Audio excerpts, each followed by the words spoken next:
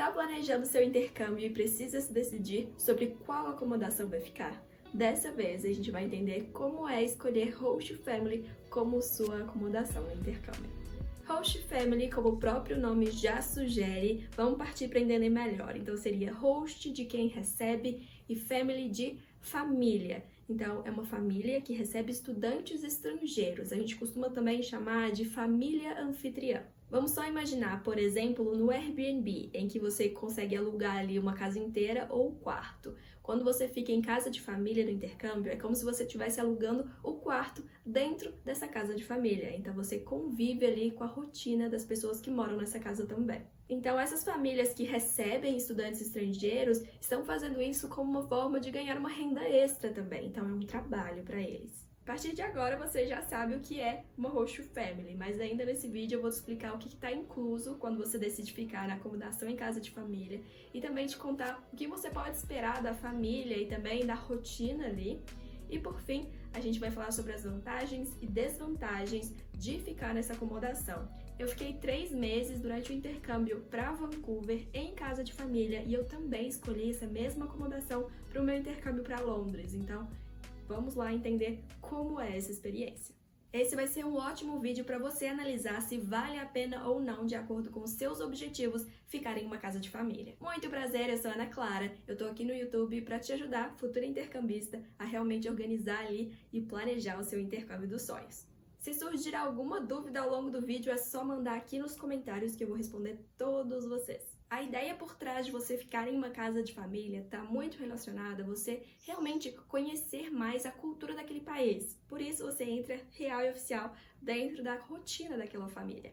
E independente deles serem imigrantes ou não, o importante é que eles são cidadãos daquele país e podem te mostrar um pouco da cultura, e isso é fundamental. No Canadá, por exemplo, a gente se hospedou em uma casa, em uma família que era filipino-canadense. Sem contar que você vai ter alguém para conversar ali ao longo do seu dia, né? Ao acordar, se você for almoçar, jantar, todos esses momentos você terá alguém para conversar e praticar o idioma. Isso é importantíssimo quando você vai fazer intercâmbio. Geralmente, a agência de intercâmbio escolhe uma família que mais se conecta, né? Como se fosse um Tinder das famílias de intercâmbio que dá match ali. É como se você fosse lá, preenchesse tudo que você precisa e procure uma família e a agência de intercâmbio te conecta com a família ideal ali para você. Apesar disso, você não vai descobrir qual será a sua família no intercâmbio assim que você fecha, né? Nada disso. Apenas 15 dias ali antes da sua viagem que você realmente descobre quem é a sua família, o endereço e ainda consegue entrar em contato com eles. Mas afinal de contas, né? O que está incluso quando você decide ficar em uma casa de família no intercâmbio? A ideia é que essa seja realmente a sua moradia ali no intercâmbio. Então, o local que você vai tomar café da manhã, almoçar, café da tarde, dormir, tomar banho, tudo isso. Um ponto importante ali que você seleciona é quantas refeições por dia você vai querer. Quando eu fiz intercâmbio para Vancouver, eu escolhi por 3 refeições diárias. Só que diferente daqui do Brasil, eles não têm o costume de fazer um almoço muito recheado, igual a gente costuma fazer. Eles, na verdade, fazem um jantar. Então, diferente do meu primeiro intercâmbio, no meu segundo intercâmbio, eu já vou pegar com 2 refeições ao longo da semana e 3 no final de semana. Isso porque eu vou estudar, então não necessariamente eu preciso voltar em casa para comer ou levar uma comida. É bom que eu conheça os restaurantes ao redor da escola também. Depois vem a primeira parte do dia que eu mais gosto, que é a hora de comer. Primeiro tem o breakfast, então é o café da manhã, que a gente normalmente come no Brasil. E aqui meu prato preferido é tipo pão com geleia e manteiga de amendoim. Sério, maravilhoso. Depois a gente chega em casa e tá na hora de jantar. Esse aí foi um dos jantares que a gente teve aqui, que eu gravei. Outro ponto importante é escolher se você vai dividir o quarto com alguém ou não. Quando você decide ficar com um quarto duplo, você e mais alguém no mesmo quarto, acaba sendo uma das acomodações mais em conta. Agora, quando você quer um quarto mais reservado só para você, você costuma pagar um pouco a mais por isso. Eu fiquei em quarto compartilhado, eu fui com meu namorado na época, hoje meu marido, então a gente compartilhou o mesmo quarto e também a gente compartilhava o banheiro da casa com a vovó. Então, éramos 3 usando o mesmo banheiro da casa. Mas se você parar pra pensar, hoje, na sua casa, você acaba dividindo também o banheiro com as outras pessoas que moram com você. Então é super tranquilo, é mais uma questão de organização mesmo. Além disso, as casas de família também possuem regras, né? Assim como na sua casa aqui no Brasil. Então você vai ter o horário ali do café da manhã, do almoço, do jantar, e esses horários geralmente são mais rigorosos porque é como se fosse realmente um trabalho para eles. Então, naquele horário específico que eles programaram com você, vai ter o almoço, vai ter o café da manhã, vai ter o jantar, caso você tenha realmente contratado aquelas refeições. Além disso, também vai ter a quantidade de tempo que você pode tomar banho. Então, poxa, não pode ter banho mais de 15 minutos por dia. Então, poxa, vamos, né, tirar a musiquinha ali, não vamos escutar tanta música no banho. Então, vai ter algumas limitações ali. Até em relação às pessoas que você pode levar para casa. Muitas famílias vão falar que você talvez não possa levar seus amigos, ou você possa levar, até que horário você pode levar. Então, tudo isso você pode conversar com eles e entender melhor a rotina, quais são as regras ali da casa. E aposto que vocês ficam curiosos para saber como vai ser o quarto de vocês no intercâmbio. Geralmente, quando vocês contratam ali, tem algumas fotos exemplificando, mas normalmente o que vai ter nesse quarto? Ele vai ter uma cama, uma escrivaninha ali e um local para você guardar suas roupas. Algo assim. No mais, esse é o básico que existe em um quarto de intercambista no exterior. E eu tenho um vídeo aqui no canal fazendo um tour e mostrando um pouco de como foi o meu quarto lá em Vancouver. Agora vamos falar do que esperar da Host Family, os horários, a rotina, as tarefas domésticas, tudo isso vamos entender como funciona. Vale lembrar que eles não estão fazendo nenhum trabalho voluntário ali, né? Você realmente está pagando por essa acomodação. Por isso que existem algumas regras ali que você precisa seguir, né? Algumas rotinas, tudo isso e alguns pontos que a gente vai observar agora. Um ponto importante aqui que eu gostaria de ressaltar é que, poxa, você pode muito bem arrumar o seu quarto e até lavar as suas roupas, né? Geralmente vai ter uma lavanderia e eles vão te explicar ali como usar aquilo, ou se existe um dia da semana em que a própria família já lava as roupas e poderia lavar as suas também.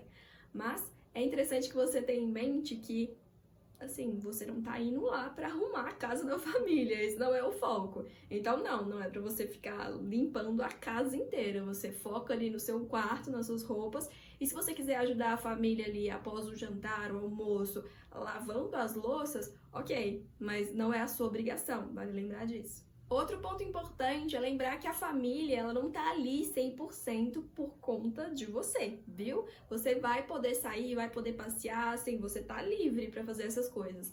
Mas não fique esperando que a família vá te convidar para fazer alguma coisa, vá sair com você ou vá levar você para os passeios que você quer fazer. Não, nada disso, viu? Ela só é uma família que vai estar ali te recebendo na casa dela, mas ela não tem nenhuma obrigação de passear com você, nem nada disso.